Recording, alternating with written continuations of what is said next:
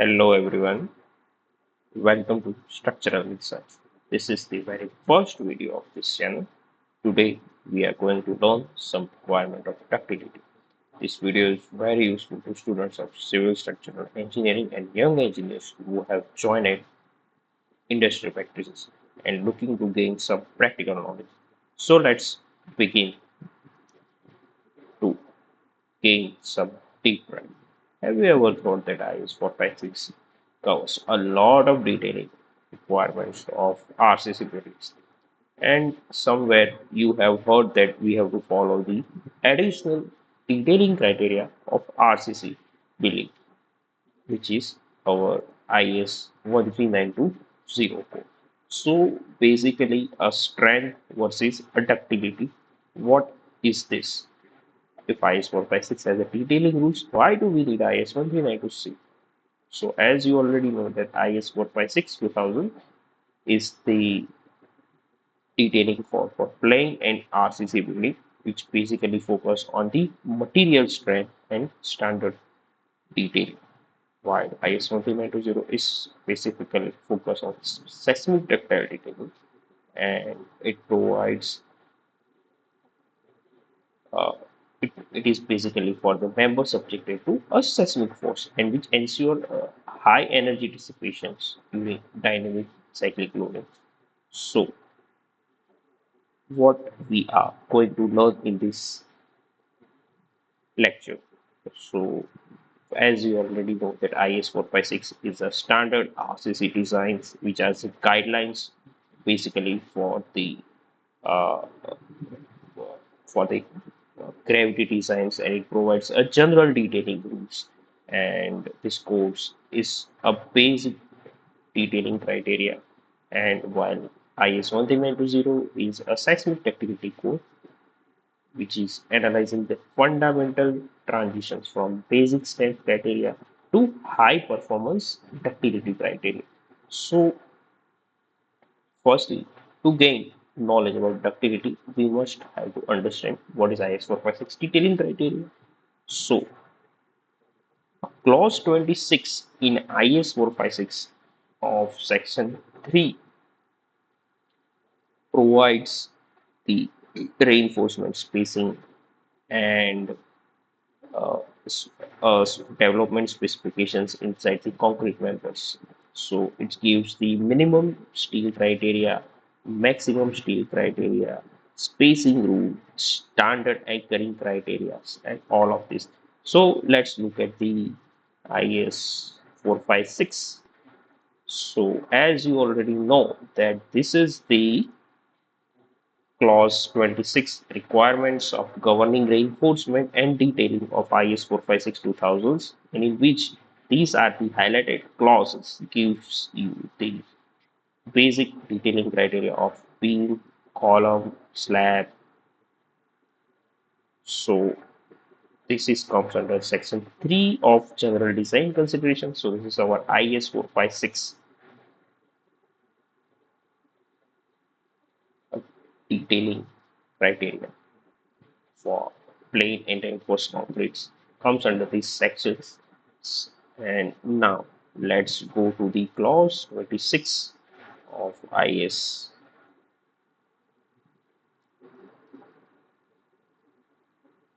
So as you already know that this is the clause 26 requirement of reinforcement and detail. So reinforcing steel of same type and grade shall be used as a main reinforcement in structural member.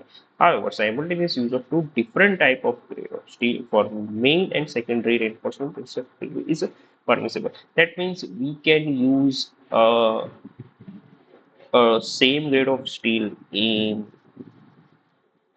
as a main reinforcement and as a stirrups. So if we are using Fe500 steel, that can be used for main reinforcement and it can be used for stirrups also. So here also it is mentioned that recommendation for detailing of earthquake resistant constructions is given in IS 13920 should be taken into considerations wherever applicable. So firstly we will we will see in this clause 26 what are the sub clauses, and this clauses covers what. So as you see,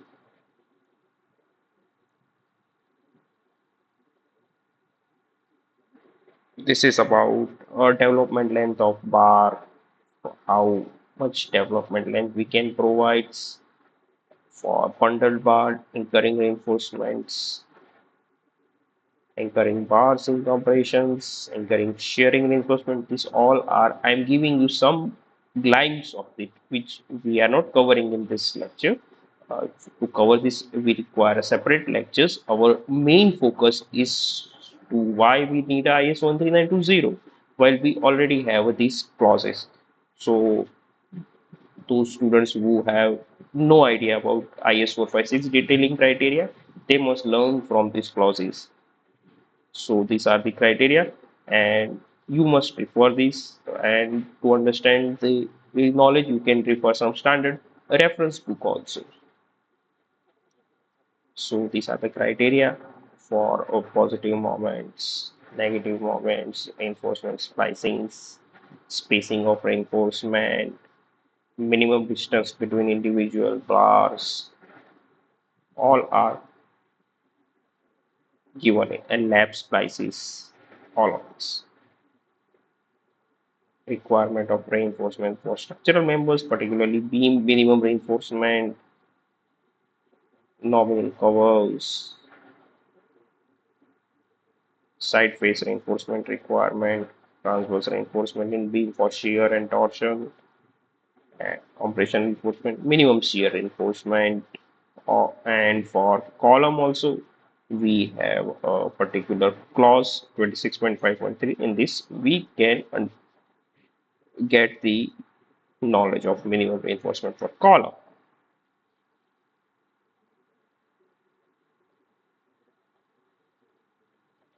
So this is over, and now we are, let's come to our main focus.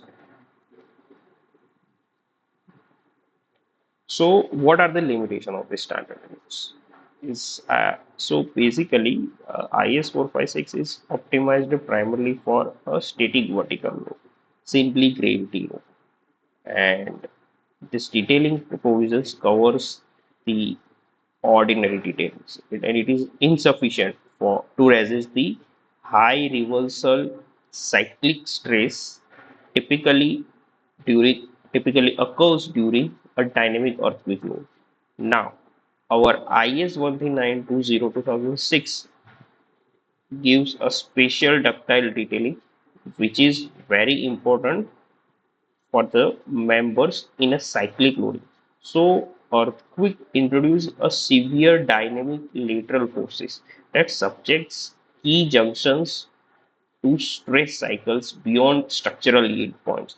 So, if you see a member is a ductile member if, and it can resist the more engineering strain, while brittle members fail less. So what we want in our structures, I want my structures to undergo a large cyclic load. So I want my structures to be a more ductile. So to become a more ductile, we have to create some ductility criteria in our structures. So, what is ductility concept? So, the ability of a material to deform plastically under extreme tensile loads without experiencing immediate structural failures. It provides a critical visible deflection warning, such as a beam sagging or a tension cracks, before sudden catastrophic collapse. So, in this before collapse, in our structures, we get some time to come out from the structures. So, and it allows structures to yield and absorbs and dissipate high seismic energies and during earthquake displacement cycle.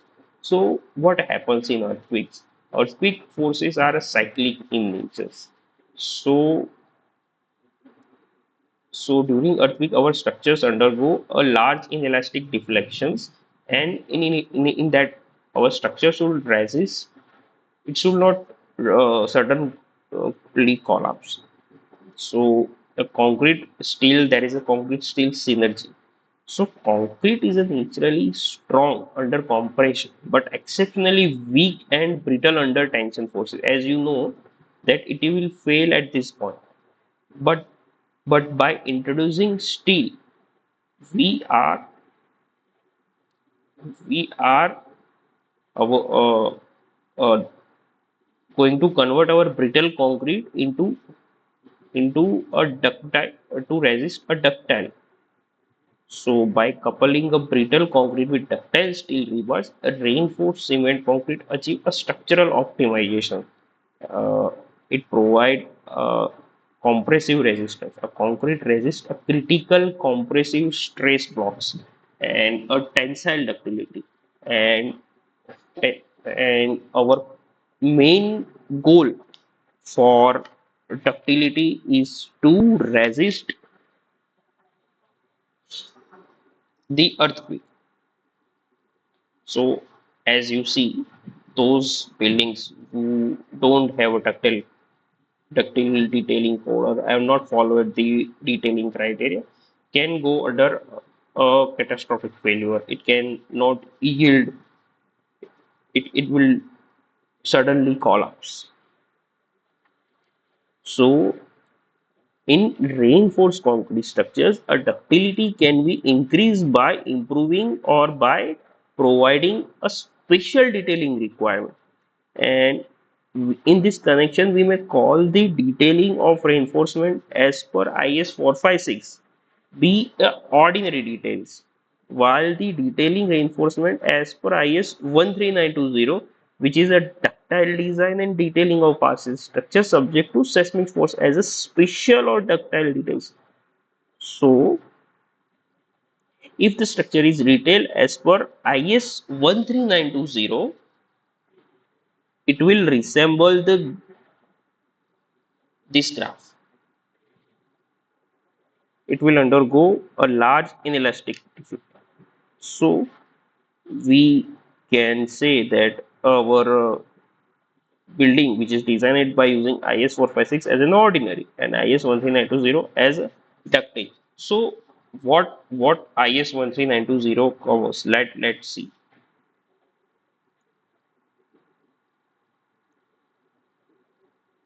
So this is the IS 13920,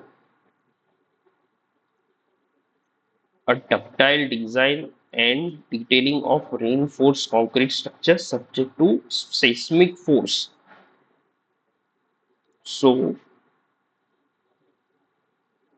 this is the very first revision. Before that, we are using the IS 43261976, a code of practice for earthquake resistant design and construction of buildings. So, provision of this IS 4326 uh, were revised with an aim to provide them with an adequate stiffness, strength, and ductility, and to make them capable of undergoing extensive inelastic deformation and dissipating a seismic energy in a stable manner.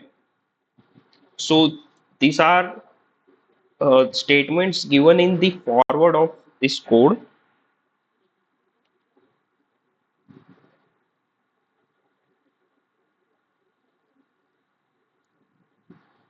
So why we need this? So after the some severe earthquake in the country, we have realized that we need special detailing criteria. So the specifications includes the seismic design and detailing of reinforced concrete structural walls, and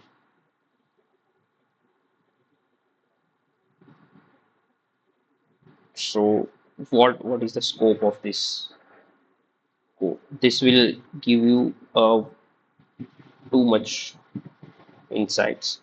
So these standards cover the requirement of design and detailing, which we all know to resist the lateral effects of earthquake shaking, and it gives them adequate stiffness, strength, and ductility.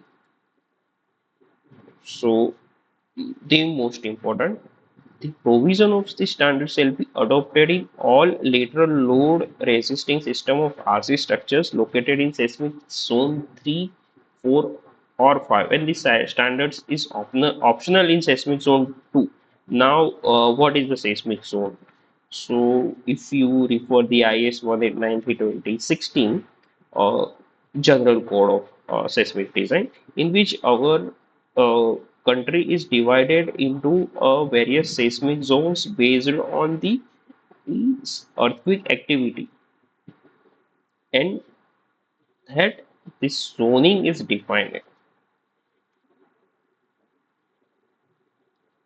So basically, our main aim for following this code is to our structure should not go a brittle failure. We will gain the we want our structures to be a ductile, and during the strong earthquake the critical regions of our structural frame members will develop a plastic hinge to dissipate a seismic energy, and in good ductile structure such a hinge forms at the beam ends while the columns are still elastic that can provide strength and stability to the stories. So using ductile detailings, we ensure the failure of ductile element prior to that of a brittle element, which is, or we all know that this is the capacity design, and it ensure the formation of plastic in the beams prior to those in the columns.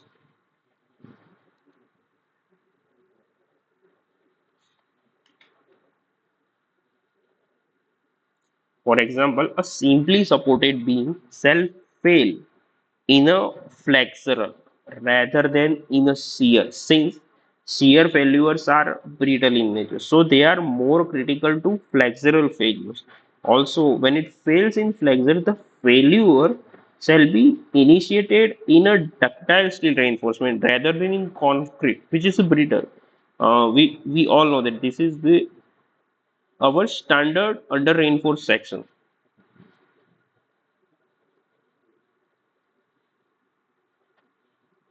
So, by using a ductile detailing, we ensure that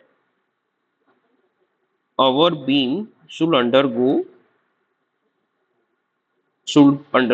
a large inelastic deflection before going to a brittle failure. So that's the concept, my dear friends, which we have covered here.